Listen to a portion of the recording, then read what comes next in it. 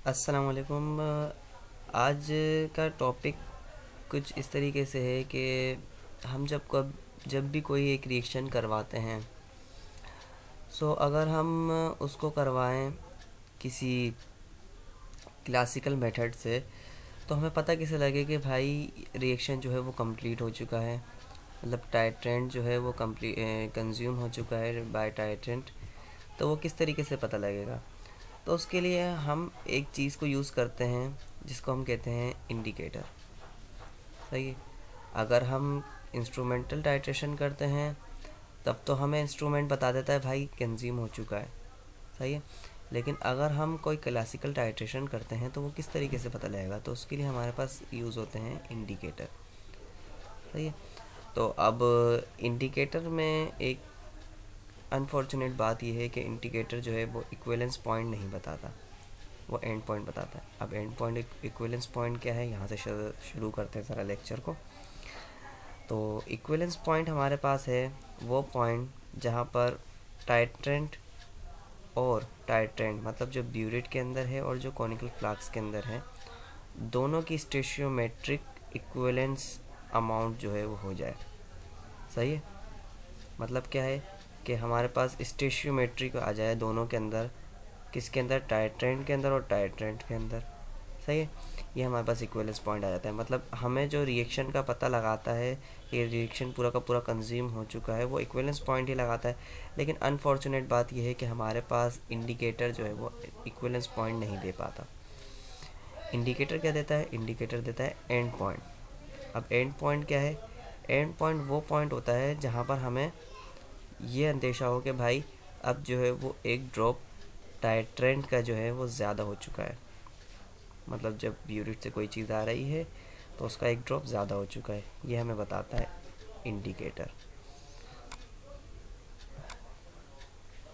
सो simple, हमारे पास in the absence of indicator there is no colour change. Colour change ही नहीं आएगा। जब हम क्लासिकल टाइट्रेशन कर रहे हैं तो कोई कलर चेंज नहीं आया, हमारे पास colourless compound burette conical flask के अंदर था और कलरलेस कंपाउंड ही रहा, कोई कलर चेंज नहीं आया। सही है। अब हमारे पास क्या है, ये वही बात जो मैं आप लोगों को बता चुका हूँ कि भाई अनफॉर्चुनेटली जो है वो हमारे पास इंडिकेटर इक्विवेलेंस पॉइंट नहीं देता बल्कि एंड पॉइंट देता है। अब या तो वो खुद रिएक्शन का हिस्सा बन के देता है, या फिर वो उस कॉनिकल ब्यूरेट से आने वाली चीज़ के साथ रिएक्ट कर देता है, या फिर वो एड्जॉर्ब हो जाता है, या फिर वो डिज़ॉर्ब हो जाता है। सही है। या फिर वो कॉम्प्लेक्स बना लेता है। इन बातों में जो है वो अपना कलर चेंज कर देता है। सही है। तो अब हमें अच्छा यहाँ पे बताया मैंने कि in the presence of indicator. अब प्रेजेंस ऑफ इंडिकेटर ये सिंपल टाइट्रेशन मैंने बताई है जो हम लोग करते हैं ऑक्सैलिक एसिड और NaOH की। सही है। When there is colour change हुआ है। ठीक है। अब हमारे पास इंडिकेटर वही मैंने बता दिया कि भाई इंडिकेटर क्या होता है, वो एंड पॉइंट बताता है, जो मैं आप लोगों को पहले बता चुका हूँ। इस लेक्चर में मैं आप लोगों को दो इंडिकेटर के बारे में बताऊंगा। पहला है मेटलोक्रोमिक इंडिकेटर, इसकी भी दो एग्जाम्पल देखेंगे। दूसरा है एड्जॉर्प्शन इंडिकेटर, इसकी भी दो एग्जाम्पल देखेंगे और ये किस तरीके से वर्क करता है ये भी देखेंगे। मेटलोक्रोमिक इंडिकेटर। अब मेटलोक्रोमिक इंडिकेटर क्या है? ये हमारे पास सबसे पहले कॉनिकल फ्लास्क में जो चीज़ होती है उसके अंदर होता है, क्योंकि हम लोग जब भी कोई इंडिकेटर लेते हैं तो उसको कॉनिकल फ्लास्क के अंदर ही डालते हैं, कभी भी ब्यूरेट के अंदर नहीं डालते। तो अब हमारे पास क्या है, कॉनिकल फ्लास्क में हम लोगों ने कोई भी मेटल ले लिया, इसको मेटल आयन इंडिकेटर भी कहते हैं। सही है। अब कॉनिकल फ्लास्क में जब हम लोगों ने कोई भी मेटल ले लिया तो अब इंडिकेटर तो मेटल के साथ रिएक्ट नहीं करता, सॉरी इंडिकेटर तो मेटल के साथ रिएक्ट कर लेता है। सही है। अब इंडिकेटर ने मेटल के साथ रिएक्ट करके एक बना लेना है कॉम्प्लेक्स। सही है।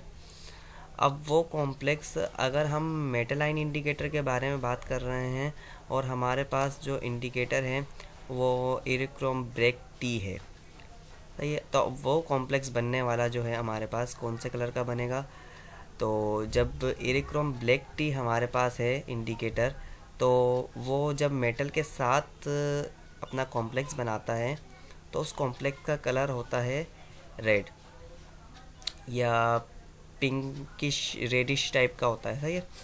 जब वो फ्री फॉर्म में होता है तो उसका कलर हो जाता है ब्लू। सही है। तो अब हमारे पास क्या है, कॉनिकल फ्लास्क में हम लोगों ने इनिशियली हम लोगों ने लिया क्या, कॉनिकल फ्लास्क के अंदर अपना मेटल और मेटल के साथ डाल दिया इंडिकेटर। सही है। और सिंपल टाइट्रेशन हम लोगों ने परफॉर्म करी है, जो कि हमारे पास EDTA हम लोगों ने लिया है टाइट्रेशन के लिए। अब जब हमारे पास अच्छा इसका जो है वो कॉम्प्लेक्स तो बन जाएगा, लेकिन जब हमारे पास EDTA इसको रिप्लेस करेगा तो ये कलर चेंज कर देगा। क्यों? क्योंकि ये फ्री फॉर्म में अपना अलग कलर रखता है और मेटल के साथ कॉम्प्लेक्स बनाकर अपना अलग कलर रखता है। सही है। तो अब हमारे पास क्या है, EDTA ऊपर से ड्रॉप वाइज एडिशन हो रही है। सही है। क्योंकि हम लोग यहाँ पर डायरेक्ट टाइट्रेशन का बता रहे हैं, तो हमारे पास EDTA की ड्रॉप वाइज एडिशन हो रही है। और जब EDTA की एडिशन हो रही है तो हमारे पास क्या होगा, आहिस्ता आहिस्ता आहिस्ता आहिस्ता तमाम का तमाम जो मेटल फ्री पड़ा हुआ होगा उसके साथ रिएक्ट कर लेगा। सही है। और उसके बाद जब हमारे पास आएगा कि भाई तमाम का तमाम मेटल कंज्यूम हो चुका है, तो फिर वो किसको रिप्लेस करेगा, फिर वो उसको रिप्लेस करेगा कि हमारे पास जो मेटल के साथ इंडिकेटर का कॉम्प्लेक्स बना हुआ होगा, ये वाला मेटल इंडिकेटर का कॉम्प्लेक्स बना हुआ होगा, इसको रिप्लेस करेगा कौन, जो ऊपर से EDTA आ रहा होगा।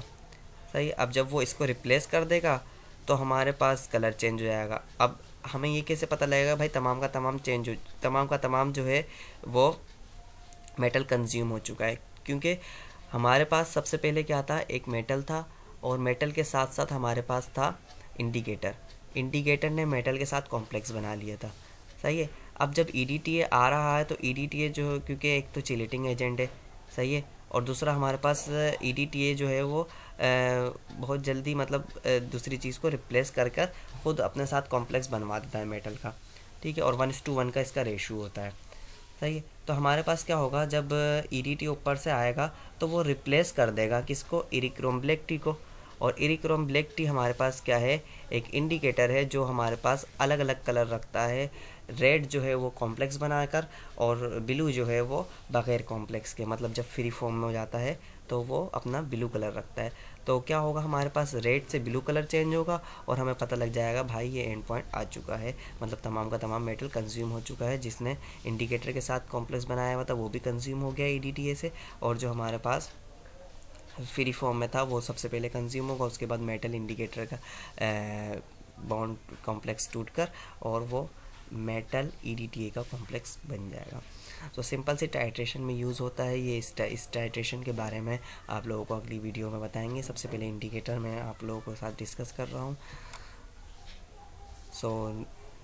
अच्छा अब हमारे पास जो है वो ज़्यादातर 200 के करीब डाइज़ हैं ऑर्गेनिक, जो हमारे पास इस मेटलाइन इंडिकेटर के साथ वर्क कर सकती हैं, मतलब मेटलोक्रोमिक इंडिकेटर के तौर पर वर्क कर सकती हैं। वो 200 के करीब डाइज़ हैं हमारे पास। तो इरिक्रोम ब्लैक टी का हमारे पास ये स्ट्रक्चर है। इसके बाद हमारे पास कैल्कोन आ जाता है इंडिकेटर, मेटलोक्रोमिक का सेकंड इंडिकेटर, इसका नाम है हमारे पास कैल्कोन इंडिकेटर। इसका भी वर्क वही है। सही है। अच्छा ये जो है एक स्पेसिफिक pH पे वर्क करता है जिसकी pH है 12। इस तरीके से मेटलोक्रोमिक इंडिकेटर था वो भी अपना इरिक्रोम ब्लैक टी था वो भी एक स्पेसिफिक pH पे वर्क करता है।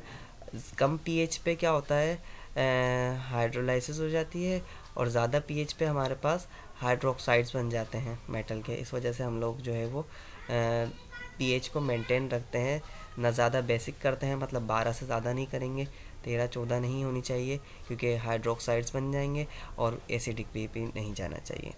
तो कैल्कोन इंडिकेटर जो है वो स्पेसिफिक होता है किसके लिए, कैल्शियम के लिए। अब जब भी हम कोई कैल्शियम का आयन लेते हैं कॉनिकल फ्लास्क में, तो उसके लिए हमें उसको डिटरमाइन करने के लिए हमें यूज़ करना होता है, वो होता है हमारे पास कैल्कोन इंडिकेटर। सही है। सो सिंपल सा वही फेनोमेना है, बस खाली इंडिकेटर का नाम चेंज है, फिनोमेना वही है, वही रेड कलर देगा कॉम्प्लेक्स बनाकर। उसके बाद जब कॉम्प्लेक्स फ्री होगा, ये फ्री फॉर्म में होगा कैल्कोन, तो वो ब्लू कलर का हो जाएगा। ये कैल्कोन का स्ट्रक्चर है, सही है। इसके बाद हमारे पास आ जाता है ये डिपेंडेंस ऑफ पीएच, जो मैं बता चुका हूँ आप लोगों को कि हाइड्रोक्साइड्स में कन्वर्ट हो जाते हैं अगर ज़्यादा पीएच दो, वही चीज़ इसमें बताइए। अच्छा, इसके बाद आता है नया इंडिकेटर, जिसके बारे में बहुत कम लोगों ने सुना होगा, जिसको हम कहते हैं एड्जॉर्प्शन इंडिकेटर।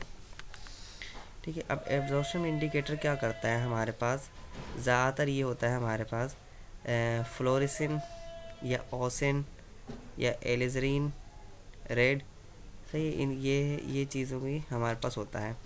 और ये हमारे पास क्या होता है कि एनाइन फॉर्म में पानी में डिज़ोल्व हुआ होता है डाइस, सही, जिसको हम कहते हैं फ्लोरेसिन। अच्छा, फ्लोरेसिन आइन इसको कहते हैं। अब ये हमारे पास एक ऐसा रिएक्शन जो कि प्रिसिपिटेशन रिएक्शन कहलाता है, उसके अंदर यूज़ होता है आर्जेंटोमेट्रिक टाइट्रेशन के अंदर। अब वो कौन सी टाइट्रेशन होती है वो भी मैं लेक्चर आगे आप लोगों को बता दूंगा कि आर्जेंटोमेट्रिक टाइट्रेशन क्या होती है और उसको किस तरीके से मतलब उसमें क्या क्या चीज़ें होती हैं और क्या क्या मतलब उसकी लिमिटेशन है, एप्लीकेशंस हैं और कैसे मतलब वो परफॉर्म करी जाती है। तो सबसे पहले सिंपल सा हम लोगों का इंडिकेटर का काम है, इसमें तो हम इंडिकेटर देख लेते हैं। तो एड्जॉर्प्शन इंडिकेटर का मतलब ये होता है हमारे पास कि एड्जॉर्ब हो, किसी चीज़ पर एड्जॉर्ब हो और फिर कलर चेंज करें। सो सिंपल सा हमारे पास एक रिएक्शन है कि अगर हम, अच्छा, ये ज़्यादातर एड्जॉर्प्शन इंडिकेटर हमारे पास हैलाइड्स के जो है वो उसमें यूज़ होता है, हैलाइड की डिटर्मिनेशन में, मतलब क्लोराइड हो गया, ब्रोमाइड हो गया, सही। तो हमारे पास हम लोगों ने टाइट्रेशन करी है किसकी, क्लोराइड आयन की, किससे, सिल्वर नाइट्रेट से, सही। सिल्वर नाइट्रेट ब्यूरिट में होगा तो ये आर्जेंटोमेट्रिक टाइट्रेशन कहलाएगी। क्योंकि प्रिसिपिटेशन टाइट्रेशन है तो इसका एंड पॉइंट हमें बगैर इंडिकेटर के पता नहीं लगता। प्रिसिपिटेट तो बनना शुरू हो जाता है, क्या, एक ड्रॉप गिरेगा सिल्वर नाइट्रेट का और वो सिल्वर क्लोराइड में तो कन्वर्ट हो जाएगा, लेकिन हमें पता कैसे लगेगा कि भाई एंड पॉइंट आ चुका है। तो अब वही एंड पॉइंट देखने के लिए हम लोग क्या करते हैं, यहाँ पर एक इंडिकेटर डालते हैं जो कि एक एनाइन फॉर्म में होता है।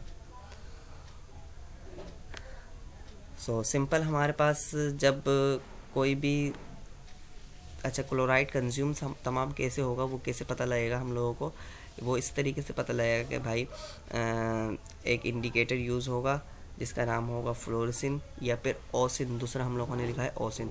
वर्क दोनों का एक ही है, सिर्फ दो इंडिकेटर के नाम हैं, वर्क दोनों का एक ही है, एग्जाम्पल भी दोनों की एक ले सकते हैं, वरना हमने जो इसमें लिया हुआ है इस वाले लेक्चर में वो हम लोगों ने एग्जाम्पल ओसिन के साथ ब्रोमाइड की ली हुई है और जबकि फ्लोरेसिन के साथ हम लोगों ने क्लोराइड की ली हुई है।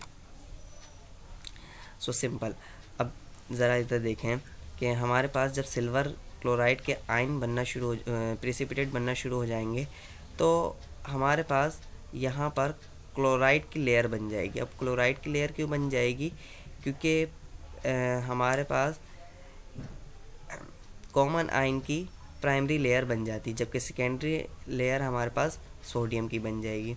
ठीक है, अच्छा, अब अभी हमारे पास क्या है, वो एड्जॉर्ब हुआ ही नहीं है, डिज़ॉर्ब हुआ हुआ है, सही है। डिज़ॉर्ब के बाद एड्जॉर्ब होगा।